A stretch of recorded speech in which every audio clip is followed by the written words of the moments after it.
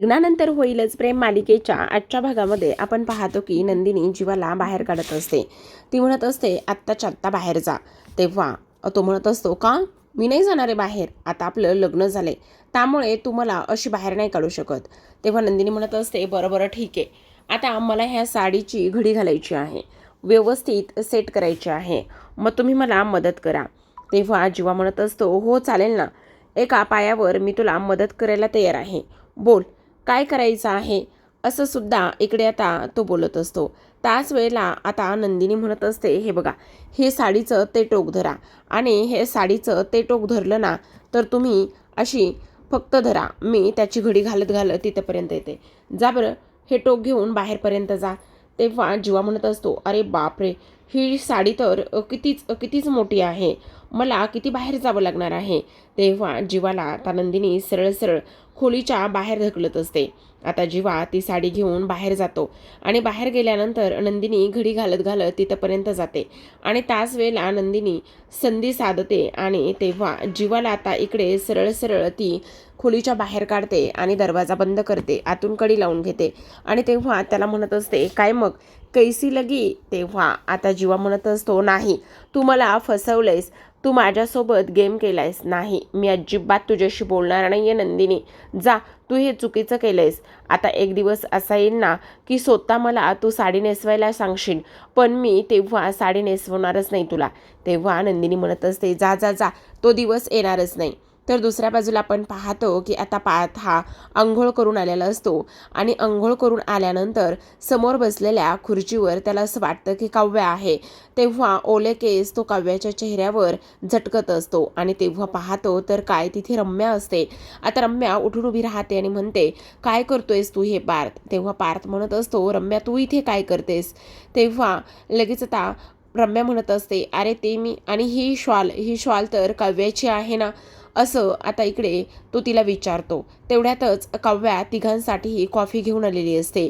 काव्या म्हणत असते घ्या घ्या घ्या, गरमागरम कॉफी आणलेली आहे, असं म्हणून कॉफी देते आणि तेव्हा रम्या तिला म्हणत असते ए बाई काव्या घे तुझी ही शॉल घे, नकोय मला, कोणाला तरी उगाचच राग येईल, कोणीतरी माझ्यावर चिडेल. त्यावेळेस आता काव्या म्हणत असते अगं काय झालं, कोणी चिडणार नाही, कोणी रागवणार नाही, असू दे ना, राहू दे ना. अगं पण अरे पार्थ त्याचं काय झालं ना, तुमच्या खोलीमध्ये फार थंड आहे ना, म्हणून काव्याने मला ही शॉल दिली होती.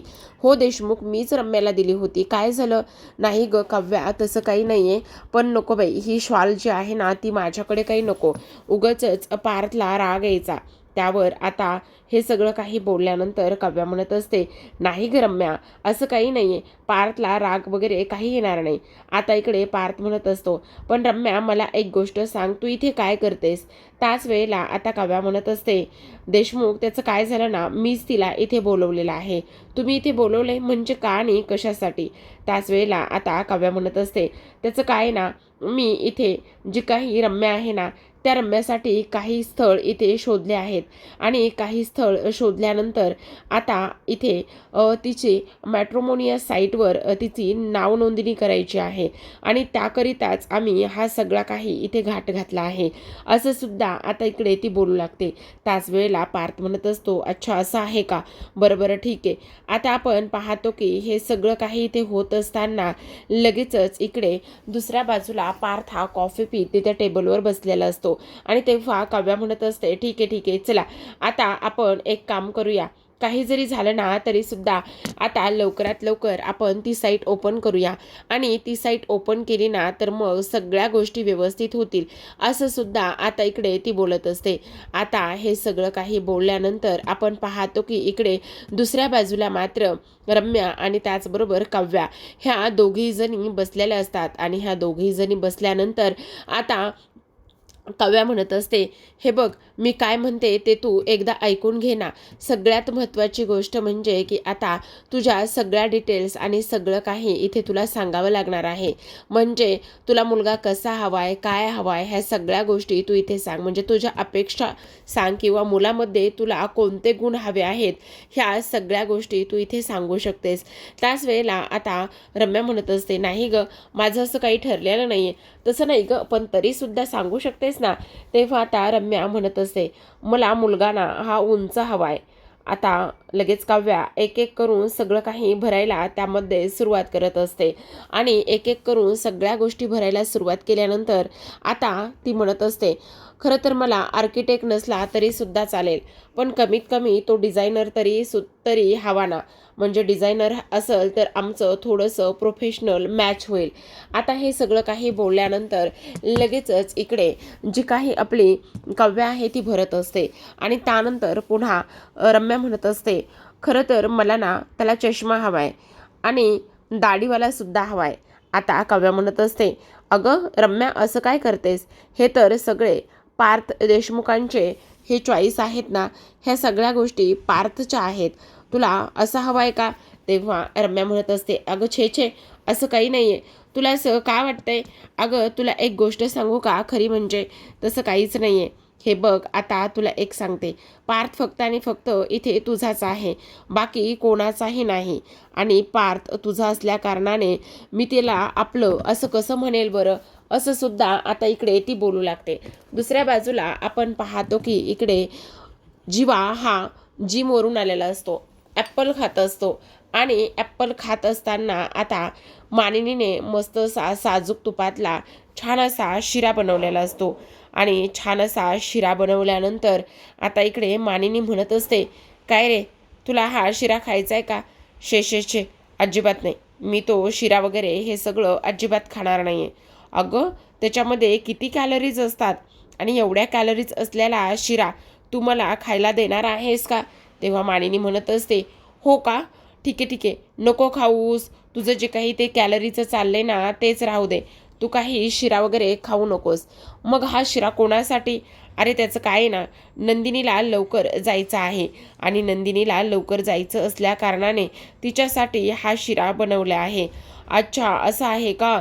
बरं बरं, ठीक आहे ठीक आहे, पण एक गोष्ट तुमच्या लक्षात येते का, तुम्ही हा एवढा सगळं काही कॅलरीज खाताय त्यामुळे नंदिनी अजूनच जाड होत चाललेली आहे, ही गोष्ट तुमच्या लक्षात येते का? असं सुद्धा आता इकडे जी काही मानिनी आहे ती मानिनी इथे जीवा मानिनीला सांगत असतो. तेव्हा मानिनी म्हणत असते, ए गप्प बस रे, तुझ्या जे काही कॅलरीज वगैरे हे सगळं काही आहे ना ते तुझ्याकडे ठेव. तेव्हा तो म्हणतो, हो ते मी माझ्याकडेच ठेवणार आहे, पण तुला एक गोष्ट सांगू का, ती किती जाड होत चालली ही गोष्ट तुझ्या लक्षात येते का? तेव्हा लगेच आता इकडे मानिनी म्हणत असते, हे बाबा तिच्यासमोर हे सगळं काही असं बोलू नकोस रे, तिला ह्या सगळ्या गोष्टी फार वाईट वाटतात, तिला हे सगळं नाही रे जमत आहे. तेव्हा लगेच आता जीवा म्हणत असतो, नाही नाही, मी तिच्यासमोर नाही बाबा काहीही बोलणार नाही आहे, असं सुद्धा आता इकडे तो बोलतो. त्याच वेळेला दुसऱ्या बाजूला आपण पाहतो की रम्या आता लॅपटॉप घेऊन बसलेली असते. तेवढ्यात वसू तिथे येते आणि वसू तिथे आल्यानंतर वसू तिला विचारते, अगं हे काय करतेस तू हे सगळं? त्याच वेळेला आता इकडे रम्या म्हणत असते, अगं काही नाही गं, इथे जो काही पार्थ आहे ना त्या पार्थने मात्र इथे 10 मुलं काढली आहेत आणि त्यातील एक मुलगा मला आता चॉईस करायचा आहे. काय, 10 मुलामध्ये एक मुलगा तुला चॉईस करायचा आहे? हो. अगं पण तू आता कोणाला बळीचा बकरा बनवणार आहेस? असं म्हटल्यानंतर आता रम्या म्हणत असते, तेच तर शोधायचं आहे ना, तोच आता बळीचा बकरा कोण भेटतोय आणि कोणाला बनवायचं हेच काही कळत नाही. काही जरी झालं ना तरी सुद्धा बळीचा बकरा हा बनवलाच पाहिजे, असा रम्या आता इथे विचार करत असते. तर आता कोणाला बळीचा बकरा बनवावा असा विचार केल्यानंतर आता इकडे जी काही वसू आहे ती म्हणत असते, अगं हो बळीचा बकरा बनव, पण तो नंतर आपल्या उपयोगाला सुद्धा आला पाहिजे, असाच बळीचा बकरा तुला बनवावा लागेल की नाही? त्यावर आता रम्या म्हणत असते, हो ग, म्हणजे आता तो बळीचा बकरा सुद्धा आपल्याला आपल्याच पद्धतीने हँडल करता आला पाहिजे आणि तो आपल्याच पद्धतीचा असला पाहिजे, असाच बळीचा बकरा आपल्याला इथे बनवावा लागणार आहे.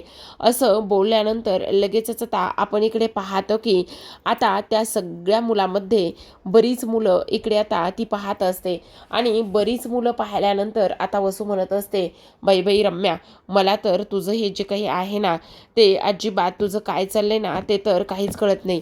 तेव्हा रम्या म्हणत असते, आई तू नको काळजी करूस, मिळणार आहे ग बळीचा बकरा, तू अजिबात काळजी करू नकोस आणि मिळालाय बळीचा बकरा. असं म्हटल्यानंतर आता वसू पाहते आणि वसूला कोण आहे असं सांगितल्यानंतर ती म्हणत असते, विजय विजय मतकरी. विजय मतकरी त्याचं नाव आहे. आणि त्याच वेळेला आता लगेच इकडे ती म्हणत असते, काय विजय मतकरी? हो, विजय मतकरी. आता हाच आपला बळीचा बकरा असणार आहे, असं सुद्धा इकडे आता ती सांगते. दुसऱ्या बाजूला आपण पाहतो की इकडे आता काव्या तिच्या आईशी फोनवरती बोलत असते, एक रेसिपी विचारत असते. आणि रेसिपी विचारत असताना तेवढ्यातच तिथे आता जो काही आपला पार्थ आहे तो आलेला असतो. पार्थ तिथे आल्याबरोबर इकडे आता लगेचच दुसऱ्या बाजूला मात्र जी काही काव्या आहे ती त्याला विचारते, काय झालं देशमुख? कारण पार्थ जो आहे तो फार चिडचिड करत असतो. पार्थ एवढा चिडचिड करत असतो की काही विचारू नका. आणि तेव्हा काव्या म्हणत असते, देशमुख काय झालेलं आहे? एवढी चिडचिड काय करता तुम्ही? आता हे ऑफिसमधलं थोडंसं टेन्शन असतं आणि त्याचमुळे तो इकडे चिडचिड करत असतो. तेव्हा काव्या त्याच्या जवळ जाऊन त्याला विचारण्याचा प्रयत्न करते की देशमुख खरं खरं सांगा, कसला प्रॉब्लेम आहे? तुम्ही कशामुळे एवढी चिडचिड करताय? आता पार्थ म्हणत असतो, त्याचं काय ना ऑफिसमधलं थोडंसं टेन्शन आहे. मला एक गोष्ट सांगा, वेळच्या वेळी कामं नाही केली तर प्रॉब्लेम हा होणारच ना. तेव्हा काव्या म्हणते, हे बघा देशमुख, तुम्ही प्रत्येक वेळी असं चिडचिड करू नका. आता तुम्ही जिच्यावर रागवताय, जिच्यावर चिडचिड करताय, तिला थोडंसं समजून घ्या ना. म्हणजे बघा ना, तिला दोन्ही कामं करायचीत, घरचीही करायचीत आणि ऑफिसचीही करायची. तेव्हा पार्थ म्हणत असतो, काव्या कमीत कमी तुम्ही तरी ही गोष्ट बोलू नका. तुम्ही तरी हे स्त्रीचं विक्टिम कार्ड इथे पुढे प्ले करू नका. आता मला सांगा, तुम्ही असं म्हणताय की ऑफिसमधली आणि घराची जिम्मेदारी सांभाळण्यासाठी इकडे स्त्री कॅपेबल नाही आहे का? त्यावर काव्या म्हणत असते, अजिबात मी तसं म्हणत नाही. पण पुरुषांनी सुद्धा स्त्रीला समजून घेतलं पाहिजे ना. तिला ऑफिसमधलं सुद्धा करायचं, घरी आल्यावर घरचं सुद्धा करायचं. मग तिला सुद्धा समजून घेतलं पाहिजे की नाही? मला सांगा, जर ती ऑफिसमध्ये येऊन ऑफिसचं काम करत बसली तर घरची कामं कधी करणार? त्याच वेळेला पार्थ म्हणत असतो, हो काव्या, ते सगळं काही खरं आहे, पण काम करणं सुद्धा तेवढंच गरजेचं आहे ना.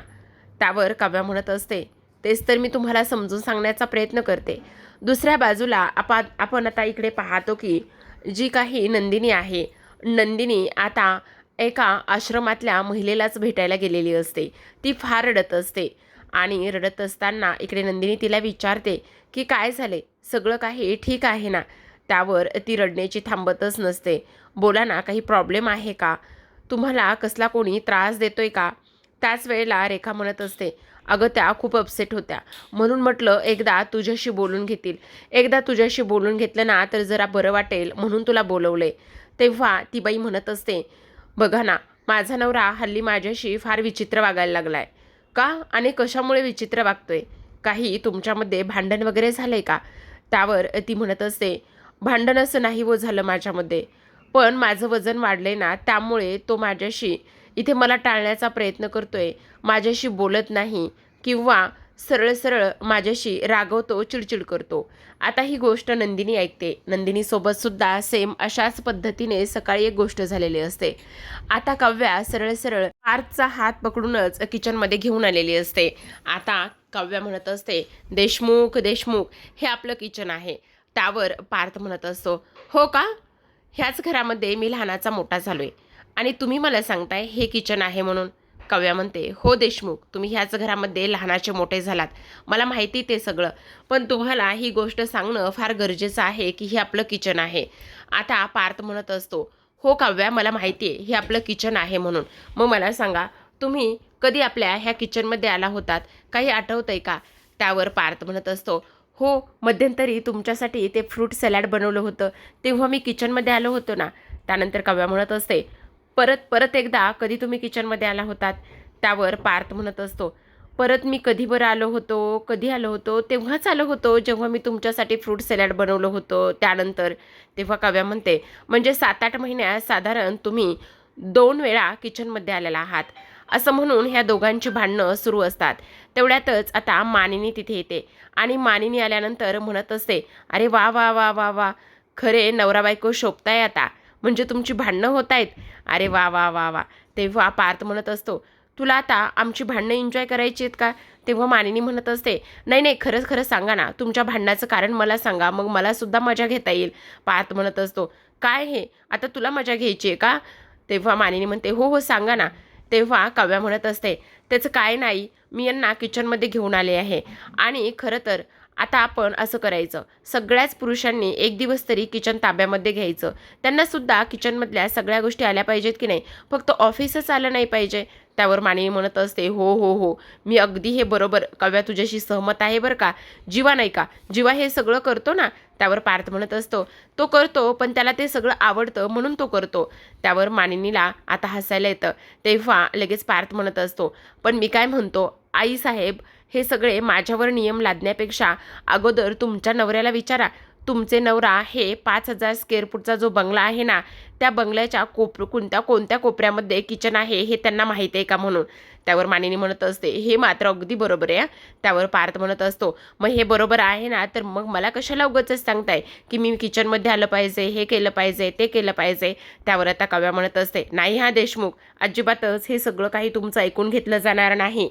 कधीतरी किचनमध्ये यावं, कधीतरी थोडासा स्वयंपाक करून बघावं किचनमध्ये कोणती कुठे कशी वस्तू ठेवलेली, बघावं सगळं काही. असं म्हणून आता इथे काव्या आणि मानिनी दोघीजणी टाळ्या वाजवत असतात आणि पार्थला ह्या सगळ्या गोष्टी समजून सांगत असतात. त्याच वेळेला इकडे आता दुसऱ्या बाजूला आपण पाहतो की नंदिनीला त्या स्त्रीने सगळं काही सांगितलेलं असतं आणि ह्या सर्व गोष्टी सांगितल्यानंतर आता ती म्हणत असते, खरं तर हे सगळं माझ्यासोबत असं होतंय, त्यामुळे मला काय करावं आणि काय नाही हे कळत नाही. आता नंदिनी तिला थोडंसं पाणी प्यायला देते आणि समजावते आणि शांत करत असते. ती म्हणत असते, प्लीज तुम्ही थोडंसं शांत व्हा बरं, अजिबात या सगळ्या गोष्टींचा विचार करू नका, शांत व्हा. आणि तुम्ही ही गोष्ट तुमच्या माहेरी आईवडिलांना सांगितली का. त्यावेळेस आता ती मुलगी म्हणत असते, नाही, ही गोष्ट मी माझ्या आईवडिलांना नाही सांगू शकत, ते नाशिकला असतात, फार लांब राहतात. आणि सगळ्यात महत्त्वाची गोष्ट म्हणजे मी जर माझ्या आईवडिलांना ही गोष्ट सांगितली तर माझ्या 2 बहिणी आणखी बिना लग्नाच्या राहिल्यात, मग त्यांच्यासुद्धा काही गोष्टीवर परिणाम होऊ शकतो, म्हणून ही गोष्ट मी त्यांना नाही सांगू शकत. आणि त्याहूनही सगळ्यात महत्त्वाचं म्हणजे माझे आई वडील मला म्हणतात, जे काही आहे ना ते तुझं तू सांभाळून घे, काही जरी झालं तरी संसार टिकव तुझा, असं ते मला सांगतात. त्यामुळे ह्या सगळ्या गोष्टी मला त्यांना नाही सांगता येत, असं ती आता नंदिनीला सांगत असते. तेव्हा मात्र नंदिनी म्हणत असते, बरं तुम्ही नका काळजी करू, तुमच्या नवऱ्याशी एकदा मी बोलून घेण्याचा प्रयत्न करते. मी जर बोलले ना तर नक्कीच काहीतरी फरक पडेल. त्यावर ती म्हणत असते, मला कळत नाही आता ह्या वेळेला काय करावं आणि काय नाही, पण खरंच सांगू का, तुमच्याशी बोलले आणि मला थोडंसं बरं वाटलं, खरंच तुमचे मनापासून आभार. त्यावेळेस नंदिनी म्हणत असते, अहो असं काय करताय, माझे आभार वगैरे मानण्याची अजिबात गरज नाही आहे. पण तेव्हा ती म्हणत असते, नाही, तुम्ही म्हणताय ना ते अगदी बरोबर आहे, मला सुद्धा आता खंबीरपणे उभं राहिलं पाहिजे. त्यावर नंदिनी म्हणत असते, तुम्ही नका काळजी करू, खरंच मी तुमच्या नवऱ्याशी नक्कीच बोलेल आणि बोलून नक्कीच त्याची समजूत घालण्याचा प्रयत्न करेल. आता ती तिचे आभार मानून निघून जाते. नंदिनी म्हणत असते, खरंच ह्यांच्या आयुष्यामध्ये एवढं सगळं काही असेल आणि वजन एवढं मॅटर करत असेल का, आणि ह्यांच्या वाढलेल्या वजनामुळे खरंच यांचा नवरा यांच्यासोबत असं वागू शकतो का, असं नंदिनी रेखाला म्हणत असते. तेव्हा रेखा म्हणत असते, खरंच किती विचित्र माणसं असतात ना, बघितलं ना तिच्या आयुष्यामध्ये कशी आणि कोणती स्टेप आलेली आहे, असं रेखा म्हणत असते. त्यावर नंदिनी आता विचार करू लागलेली असते, कारण सकाळीसुद्धा काहीतरी तिच्यासोबत असाच एक भयानक प्रकार घडला होता. तर आता प्रेक्षकांनो, आपण उद्याच्या भागामध्ये पाहतोय नंदिनी ही आता पुन्हा ऑफिसला निघालेली असते आणि तेव्हा जीवा हा फोनवर बोलत असतो. आता फोनवर तो मित्राशी बोलत असतो. तो म्हणत असतो, काय सांगू रे वांग्या, एवढं वजन वाढलेलं आहे ना की काही विचारू नको, आणि त्यामुळे मला ना पेलवतसुद्धा नाही बघ. माझ्या दादाचं एक बरं आहे बाबा, तिचं वजन नाही आहे एवढं, असं म्हटल्यानंतर नंदिनी हे सगळं काही ऐकते. आता नंदिनी हे सगळं काही ऐकत असताना मात्र लगेचच इकडे नंदिनीच्या डोळ्यामध्ये पाणी येतं आणि तेव्हा जो जीवा आहे तो जीवा पाठी वळून पाहतो तर नंदिनी असते, आणि नंदिनी असल्या कारणाने आता इकडे जीवा तिच्याकडे पाहतो. तर पाहिल्यानंतर आता नंदिनीने सगळं काही ऐकलं आहे आणि ह्या गोष्टीचा आता इकडे त्याला फार मोठा धक्का बसतो. तर आता प्रेक्षकांनो, इकडे दुसऱ्या बाजूला आपण पाहतो काव्या फारच अशी सुंदर तयार झालेली असते आणि ती तयार झाल्यानंतर जो काही आपला हा आहे पार्थ आहे तो तिच्याजवळ येतो आणि तिच्याजवळ आल्यानंतर तिच्याकडे पाहतच असतो, कारण काव्या गुढीपाडव्यानिमित्त खूप सुंदर कमाल अशी तयार झालेली असते. आता पार्थ म्हणत असतो थोडंसं कुठेतरी काहीतरी कमी आहे. तेव्हा काव्या म्हणते काय कमी आहे असं म्हटल्यानंतर पार्थ आता इकडे काव्यासमोर गजरा पकडतो आणि म्हणत असतो हे कमी आहे असं म्हणून आता काव्यासमोर त्याने गजरा पकडलेला असतो आणि तो गजरा आता काव्याच्या केसामध्ये तो माळणार असतो. तर अशाच नवनवीन मालिकांचे अपडेट आणि रिव्ह्यू जाणून घ्यायचे असतील, पाहायचे असतील तर नक्की चॅनलला सबस्क्राईब करा. भेटूयात उद्याच्या भागामध्ये. तोपर्यंत पाहत रहा लग्नानंतर होईलच प्रेम.